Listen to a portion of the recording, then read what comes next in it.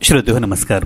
श्रोतेहो, 7 November राष्ट्रीय कर्करोग जागरूकता दिन म्हणून आपण पाळत असतो. श्रोतेहो, आपल्याला माहितच आहे, कर्करोग म्हटलं, कॅन्सर म्हटलं की आपल्या अंगावर शहारे येतात. आपल्या आप्तसंबंधामध्ये, नातेवाईकांमध्ये, मित्रमंडळीमध्ये जर कोणाला या कर्करोगाचं निदान झालं तर आपलं काळजाचं पाणी पाणी होतं, सगळे हातपाय गळून जातात आणि आपण घाबरून जातो, काय करावं सुचत नाही.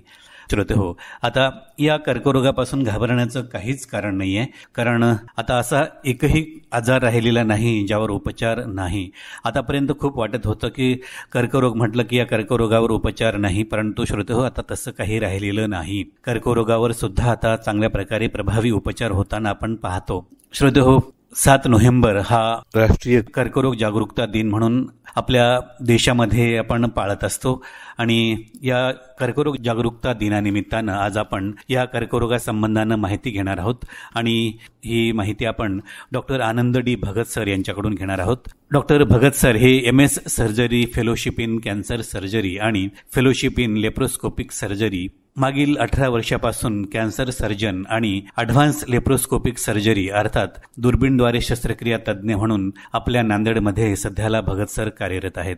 तेव्हा हा कर्करोग काय आहे, हा का होतो, याच्यापासून आपल्याला काय काय धोका असू शकतो याबद्दल आपण आज भगत सरांकडून निश्चितच जाणून घेऊयात. तेव्हा मी आपणा सर्वांच्या वतीनं डॉक्टर भगत सरांचं मनपूर्वक स्वागत करतोय. सर नमस्कार. नमस्कार श्रोते मंडळी. सर, सुरुवातीला जसं मी सांगितलं की कर्करोग म्हटलं की सर्वजण गर्भगळीत होतात, नातेसंबंधामधले, आप्तसंबंधामधले, मित्रमंडळीमधले.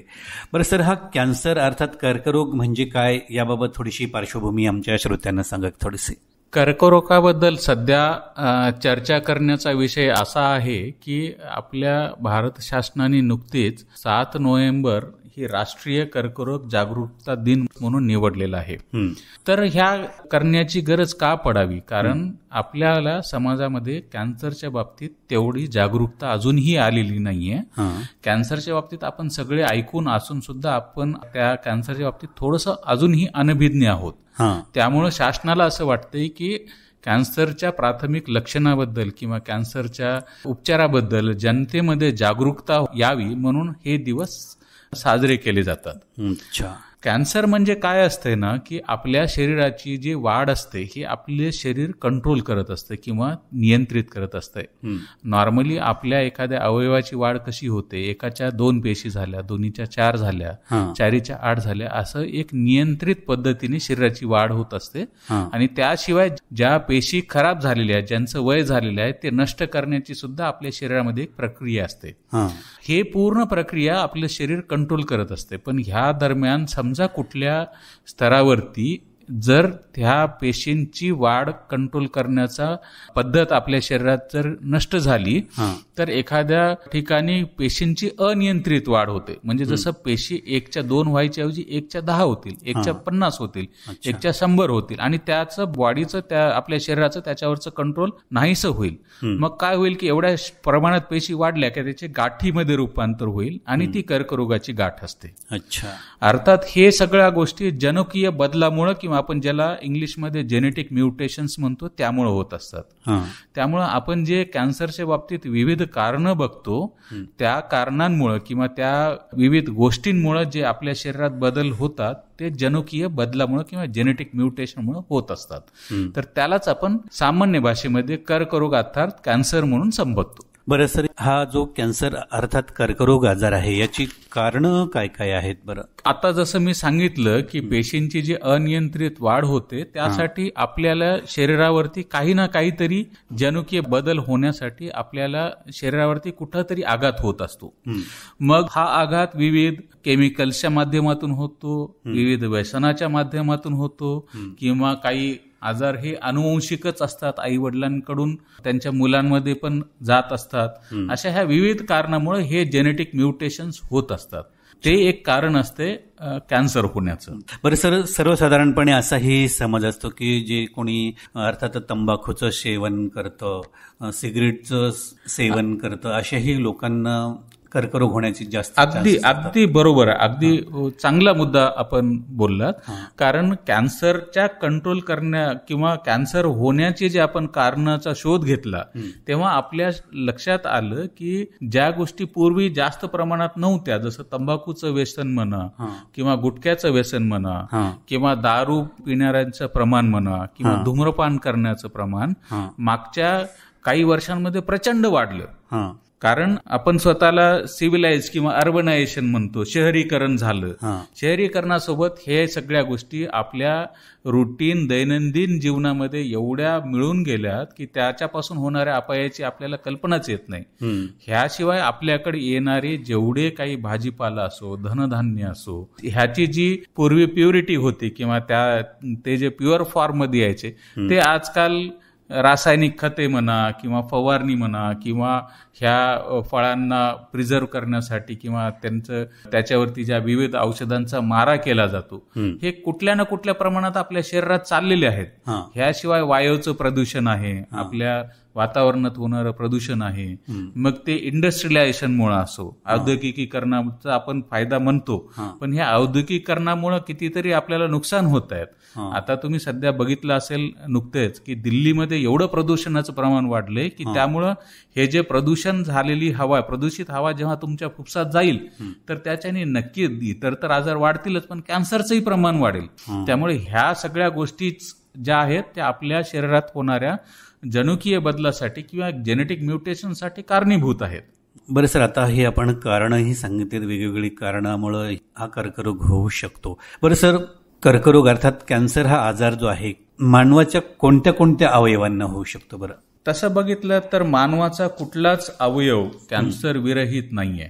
माणसाला कुठल्याही अवयवाला कॅन्सर होऊ शकतो. अगदी स्किन पासून त्या तुमच्या शरीराच्या ब्रेन पासून ते खाली पायापर्यंत प्रत्येक अवयवाला कॅन्सर होण्याची रिस्क असते. कारण पेशी हे आपल्या शरीराचा बेसिक एकक असतो आणि पेशीची अनियंत्रित वाढ म्हणजे कॅन्सर. मग अगदी रक्तामध्ये सुद्धा रक्ताच्या पेशी सुद्धा रक्ताच्या कर्करोगासाठी कारणीभूत असतात. सर्वसाधारणपणे 200 पेक्षा अधिक विविध प्रकारचे कॅन्सर हे मानवामध्ये आपल्या माहितीत आहेत. बरं सर, आपल्या भागामध्ये कुठल्या प्रकारचं कॅन्सरची रुग्ण आपल्याला आढळतात? बरं, आपल्या भागामध्ये तसं प्रामुख्याने जर बघाल तर आपल्या भागातच नाहीयेत, ओव्हरऑलच जगामध्ये किंवा भारत पूर्ण देशामध्ये स्तनाच्या कर्करोगाचं प्रमाण भरपूर वाढत आहे. त्याशिवाय तोंडाचे कर्करोग जे आहेत ते स्पेशली आपल्या भारत किंवा एशियन कंट्रीमध्ये तोंडाच्या कर्करोगाचं प्रमाण पण प्रचंड वाढत आहे. ह्याशिवाय जसे फुफ्फुसाचा कॅन्सर आहे किंवा आतडीचा आहे, अन्ननलिकेचा आहे, स्वरयंत्राचा आहे, अर्थात त्यानंतर किडनीचा आहे, लिव्हर संबंधित कॅन्सर आहे किंवा मूत्राशयाचा कॅन्सर आहे, प्रोस्टेट कॅन्सर आहे, हे सर्व प्रकारचे विविध कॅन्सर किंवा ब्लड कॅन्सर आपण ज्याला ल्युकेमिया म्हणतो, ब्लड संबंधित कॅन्सर असतात, हे सर्व विविध प्रकारचे कॅन्सर आपल्या भागामध्ये तेवढ्याच अधिक प्रमाणात दिसून येतात जे की पूर्वी युरोपियन कंट्रीमध्ये दिसायचे. ते सुद्धा आजकाल आपल्या भागामध्ये प्रचंड प्रमाणात आढळून येतात. बरं सर, आता आपण प्रामुख्यानं जे आहे आपल्या भागामध्ये ब्रेस्ट कॅन्सर होऊ शकतं म्हणतात. अजून इतर जास्त मोठ्या प्रमाणात होणारे कोणत्या अवयवांना होतात सर? स्तनाच्या कर्करोगाच्या बाबतीत आपण जर विचार केलं तर जसं मी तुम्हाला सांगितलं की स्तनाच्या कर्करोगाचं प्रमाण प्रचंड वाढत आहे. कारण आपली जे जीवनशैली आहे त्याच्यामुळं बायकांमध्ये स्थूलतेचं प्रमाण किंवा वजन जास्त असणं किंवा फॅट जास्त असणं ह्याचं प्रमाण प्रचंड वाढलेलं आहे. अर्थात बाकी केमिकल जरी गोष्टीचं ह्याचा तर प्रादुर्भाव होतोच, पण उशिरा लग्न झाल्यामुळं किंवा हॉर्मोनल ट्रीटमेंट घेतल्यामुळं, कारण वंध्यत्वाचं प्रमाण पण बऱ्यापैकी वाढलेलं आहे. ह्या सगळ्या गोष्टी अर्बनायझेशनमुळे होत असतात, पण त्याच्यासोबत आपल्याला त्याच्या होणाऱ्या दुष्परिणामांमुळे पण स्तनाच्या कर्करोगाचं प्रमाण बरंच वाढतं आहे. ह्याशिवाय तोंडाच्या कर्करोगाचं प्रमाण का वाढतंय? कारण तुम्ही बघाल की आजकाल इव्हन शाळेत जाणाऱ्या मुलांपासून ते 80 वर्षाच्या लोकांपर्यंत गुटखा, तंबाखू, सुपारी ह्याचं सेवनाचं प्रमाण खूप वाढलेलं आहे. खूप वाढले सर. धूम्रपान सुद्धा आपण जागोजागी बघतो की रस्त्याने चालताना, जेव्हा की शासनाने हा नियम केलाय की सार्वजनिक ठिकाणी धूम्रपान करू नये, बंदी आणलेली आहे. अगदी बरोबर आहे. तरी सुद्धा आपण हे बघतोय की आजही सार्वजनिक ठिकाणी ओपनली धूम्रपान करणारे किंवा तंबाखू गुटखा खाऊन थुंकणाऱ्या लोकांचं प्रचंड प्रमाण आहे. आपण कुठल्याही जसं रेल्वे आहे, बस स्थानक आहेत, ह्यांची अवस्था बघा आज काय झालेली आहे. ह्या लोकांना हे कळत नाही की आपण केवळ राष्ट्रीय संपत्तीचा नाश करत नाही, ह्यापासून आपल्या शरीराचा सुद्धा नाश होतोय. कारण की एशियन कंट्रीमध्ये तोंडाच्या कर्करोगाचं प्रमाण का वाढतंय? आपण बघतो की अगदी 20-22 वर्षाच्या मुलांचे सुद्धा तोंड उघडत नाहीत गुटखे खाल्ल्याने. तर हे तोंड न उघडणं हे कॅन्सरच्या पहिलेचं लक्षण असू शकतं. त्यामुळं तोंडात सुरू झालेला कॅन्सर लवकर लक्षात पण येत नाही, कारण तोंडच उघडत नाही. त्यामुळं त्याला मध्ये झालेली जखम असो किंवा जे काही तोंडातले बदल आहेत त्याला बघण्याचा काही स्कोपच नाहीये किंवा दिसणारच नाहीत. अशा पद्धतीने तोंडाच्या कर्करोगाचं प्रमाण वाढतंय. धूम्रपानामुळे फुफ्साच्या कर्करोगाचं प्रमाण वाढतंय. आणि जसं मी थोड्या वेळापूर्वीच सांगितलं की प्रदूषित हवेच्या फुफ्सामध्ये जाण्याने फुफ्साचं प्रमाण वाढलंय. कारण त्याला आधुनिकीकरण पण आहे, इंडस्ट्रियलायझेशन आहे. विविध कारखान्यातून निघणारे जे धूर असतात ते सुद्धा आपल्या वातावरणाला दूषित करून आपल्या शरीरावरती हानिकारक परिणाम करत असतात. रेडिएशनल एक्सपोजर आहेत. परत आणखीन वेगळा आपण अणु चाचण्याकडे वळण्याच्या जगामध्ये चर्चा सुरू आहेत. तर हे अणुकिरणे सुद्धा हे आपल्या शरीरासाठी कॅन्सर होण्यासाठी एक मोठं कारण असते. ह्याशिवाय आतडीचे कर्करोग वाढत आहेत, कारण आपण आपलं सात्विक जेवण सोडून जास्त मांसाहार करायला लागलो. रेड मीट जे म्हणतो आपण, ज्याला रेड मीट हे आतडीचा कॅन्सर होण्यासाठी एक कारण असू शकतं. त्याशिवाय आपल्याला वारंवार होणारी बद्धकोष्ठता असो किंवा इंडायजेशन असो, कारण ह्या सगळ्या आपल्या लाईफस्टाईल आपण ज्या बदललेल्या आहेत, आधुनिकीकरणाकडे जाताना आपण ज्या स्वतःच्या वागण्यामध्ये जे काही बदल केलेले आहेत त्याचे हे सगळे आपल्याला दुष्परिणाम दिसून येतात. बरं सर, पुढचा एक प्रश्न मला तुम्हाला आवर्जून विचारावा असा वाटतो. हा कर्करोग जो आहे, या कर्करोगाला काही वयोमर्यादा वगैरे आहे काय? ठराविक वय वगैरे असं काही असतं का? काही नाही. दुर्दैवाने ह्याचं उत्तर नाही असं आहे. कारण अगदी 4 महिन्याच्या बाळापासून ते 90-95 वर्षाच्या व्यक्तीपर्यंत सगळेजण कॅन्सरसाठी प्रोन आहोत. आपल्या सगळ्यांना कॅन्सर होण्याची रिस्क आहे. हे जे आपण रिस्क फॅक्टर बघतो की कॅन्सर होण्याचे जे कारण आहेत, ह्यांचा प्रादुर्भाव ज्यांच्यामध्ये जास्त असतो त्या सोसायटीमध्ये कॅन्सरचं प्रमाण अधिक प्रमाणात आढळतंय. आणि त्यामुळं त्या सोसायटीमधले तरुण लोक किंवा छोट्या मुलांच्या कॅन्सरचं प्रमाण सुद्धा वाढत आहे. जे पूर्वी आपण बघायचो की लहान मुलांमध्ये, आता आमच्या शिक्षणाच्या वेळेस आपण हे म्हणायचो की जसं वय वाढतं तशी कॅन्सरची रिस्क वाढते. पण आता तसंही काही राहिलेलं नाही. अगदी 4-6 महिन्याच्या बाळाला सुद्धा कर्करोगाचं प्रमाण दिसून आलेलं आहे. बरं सर, आपण जेव्हा कॅन्सर अर्थात कर्करोगाचा चर्चा करतोय, तर सर माणसाच्या कोणत्याही अवयवांना जेव्हा होतो तर त्याची लक्षणं काय काय दिसतात याच्याबद्दल थोडीशी सविस्तर माहिती द्या. कॅन्सरची लक्षणं जी असतात ती अवयवानुसार वेगवेगळी असतात. काही कॅन्सरचे लक्षणं जे असतात, काही कॉमन लक्षणं असतात. जसं अशक्तपणा जाणवणे, भूक कमी होणे, भूक मंदावणे किंवा वजन कमी होणे, खूप जास्त थकवा येणे लवकर. तर असे काही लक्षणं असतात जे कॉमनली असतात. आणि काही लक्षणं जे असतात हे अवयवानुसार वेगवेगळे असतात. अच्छा. जसं स्तनाचा कर्करोग आपण म्हणाल तर स्तनामध्ये गाठ होणं किंवा स्तनाग्रे अर्थात निप्पल मध्ये ओढल्या जाणं किंवा स्तनातून रक्त येणं किंवा बगलेत गाठी होणं, स्तनावरची त्वचा जाड होणं. तोंडाचा कर्करोग म्हणाल तर तोंडात किंवा जिभेवरती टाळूला न भरून येणारी जखम होणं, तोंड कमी उघडणं, तोंडातून रक्तस्राव होणं किंवा आपल्या हिरड्या फुगून त्यामध्ये जखम होणं, हे तोंडाच्या कर्करोगाचे लक्षण असतात. स्वरयंत्राचा कर्करोग असेल तर पेशंटच्या आवाजात बदल व्हायला लागतो, त्यांना खोकला यायला लागतो. अन्ननलिकेचा असेल तर अन्न जाताना अडकल्यासारखं होतंय. सुरुवातीला तर थोडंसं अडकल्यासारखं होणं, हळूहळू अन्न जायचं पूर्ण बंद होतं. जठराचं असेल तर भूक कमी होते, थोडंसं जेवले की पोट गच्च भरल्यासारखं वाटणं, हे लक्षणं दिसतात. फुफ्साचा जर कर्करोग विचार कराल तर फुफ्सामध्ये वारंवार खोकला होणं किंवा खोकल्यामध्ये रक्त येणं, अंगात बारीक ताप राहणं, वजन कमी होणं किंवा जर का तुम्ही आतडीचा म्हणाल तर शौचास वारंवार जाणे किंवा संडासमध्ये रक्तस्राव होणे, रात्री कधीतरी तुम्हाला मध्यरात्री कळ येऊन संडासला होणे, हे सगळे मोठ्या आतडीचे किंवा गुदद्वाराच्या कॅन्सरचे लक्षण असू शकतात. ह्याशिवाय आता किडनीचा कॅन्सर आहे, किडनीचा कॅन्सर असो किंवा मूत्राशयाचा कॅन्सर हो, त्याच्यामध्ये लघवी वाटे रक्तस्राव होणे किंवा वारंवार लघवी होणे. एवढ्यातल्या एवढ्यात पुरुष ग्रंथीचं कॅन्सरचं, प्रोस्टेट ज्याला आपण म्हणतो इंग्लिशमध्ये, त्याचं प्रमाण सुद्धा वाढतं आहे. पुरुष ग्रंथी वाढणं हे वयानुसार होणारे, पुरुषांमध्ये होणारे बदल असतात. पण कधी कधी ह्या नॉर्मल वाढीच्या सोबत त्यामध्ये कॅन्सरचे प्रमाण आजकाल वाढतंय. त्यामुळे लघवीला अडथळा होणं किंवा लघवी मोकळी न होणं. पण मी ह्या ठिकाणी एक गोष्ट विशेषत्वाने नमूद करतो की हे जे सगळे लक्षणं मी सांगितले, हे जरुरी नाही की हे लक्षणं दिसले म्हणजे कॅन्सरच असावा. त्यामुळे श्रोते मंडळींना मला हे सांगायचे की हे लक्षणं दिसले म्हणजे लगेच कॅन्सर आहे असं घाबरून जायचं कारण नाहीये. पण ह्यातलं कुठलंही लक्षण, कुठलीही गोष्ट जर का वारंवार ठीक होत नसेल किंवा एखादं लक्षण 3 आठवड्यापेक्षाही जास्त होत असेल तर त्याच्याकडे दुर्लक्ष करू नका. मग त्यावेळेस तुम्हाला डॉक्टरांचा सल्ला घेण्याची गरज असते. छान सर, या संबंधाने पुढचा प्रश्न मी तुम्हाला असा विचारू इच्छितो की समजा आता ही लक्षणं काही प्रमाणामध्ये दिसत आहेत, तर ह्याचं निदान होण्यासाठी सर तपासण्या कोणत्या कोणत्या कराव्या लागतात बरं? सर्वप्रथम आपल्याला एखाद्या गोष्टीबद्दल संशय येतोय की बा आपल्याला हे ठीक होत नाही किंवा एखादं लक्षण ठीक होत नाही, तेव्हा आपण ज्या डॉक्टरांकडे जातो, त्याच्या तज्ज्ञ डॉक्टरांकडे जाऊ, तेव्हा डॉक्टर तुमची तपासणी करतात. अर्थात मी जेवढे रुग्ण बघतो त्यापैकी बरेच रुग्ण असतात जे कॅन्सरच्या भीतीने येतात, पण ऍक्च्युली त्यांना तसं काही नसतं. अच्छा. मग त्यांची आपल्याला सांत्वना करणं किंवा त्यांना त्याच्या बाबतीत तेवढं अश्युरन्स देणे की हे काही नाही बाबा, तू घाबरू नकोस. पण ते अर्थात डॉक्टरनी बघून काही नाही म्हणणं हे जास्त योग्य आहे. त्यामुळे सर्वप्रथम जर तुम्हाला कुठल्याही गोष्टीबद्दल काही शंका असेल तर तज्ज्ञ डॉक्टरांचा सल्ला घ्या. मग ते डॉक्टर तुम्हाला विविध तपासण्या सांगू शकतात.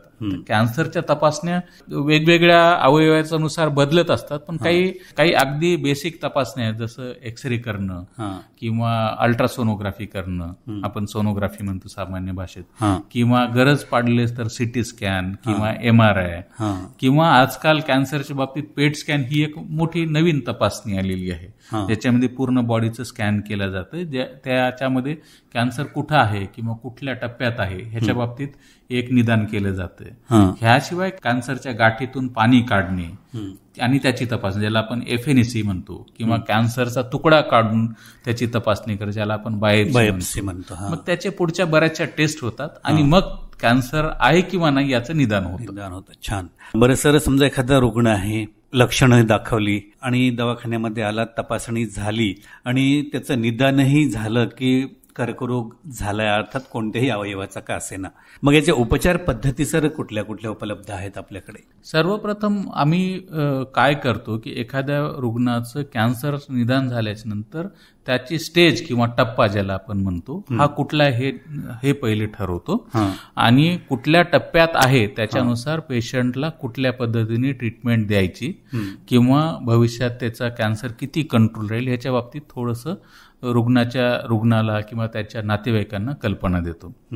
उपचार पद्धतीच्या बाबतीत बोलायचं झालं तर मुख्यत्वे 3 किंवा 4 पद्धतीने आपण म्हणू शकतो की उपचार केले जातात. सगळ्यात महत्वाचं आहे ऑपरेशन.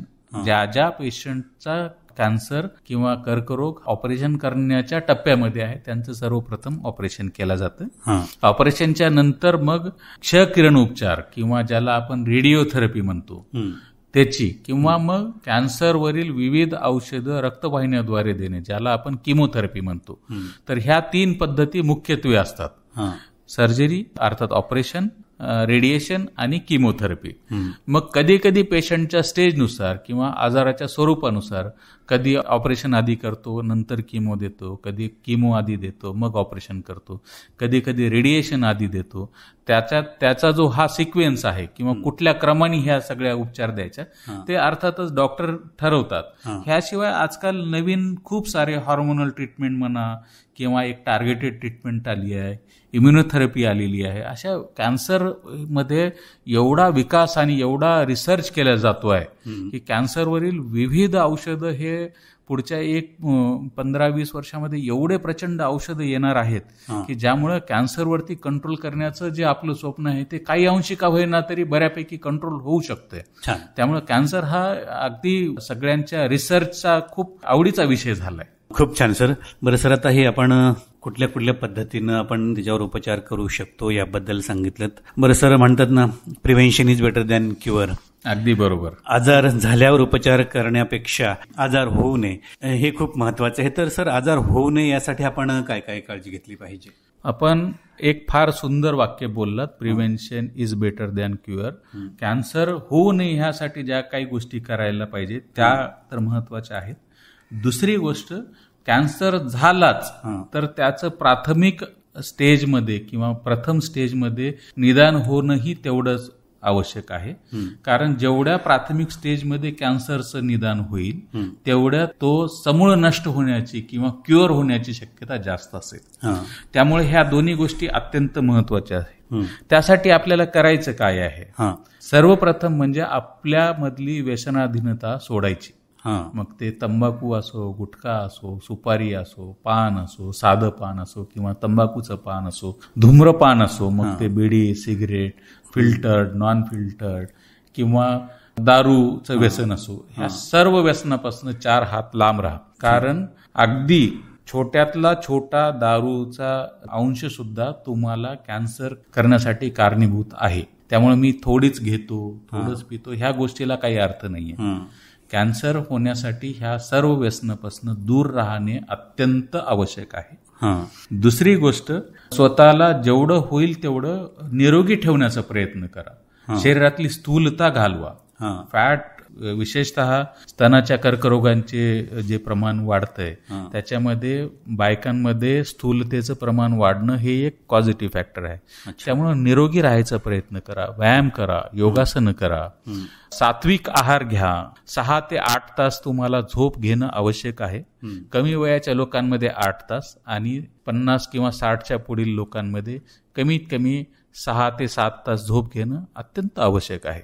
जेवढा तुम्ही शरीराला आराम द्याल आणि ह्याशिवाय व्यायाम जसे कुठले का असे ना, जिममध्ये जा किंवा वॉकिंग करा. ह्याच्यानी आपल्या शरीराचं फिटनेस मेंटेन ठेवायचा प्रयत्न करा. ह्याशिवाय कुठलेही लक्षणं दिसली तर त्याकडे दुर्लक्ष करू नका. लवकरात लवकर होईल तेवढं डॉक्टरांचा सल्ला घ्या. बरेच जण भीतीपोटी सुद्धा डॉक्टरांकडे जात नाहीत.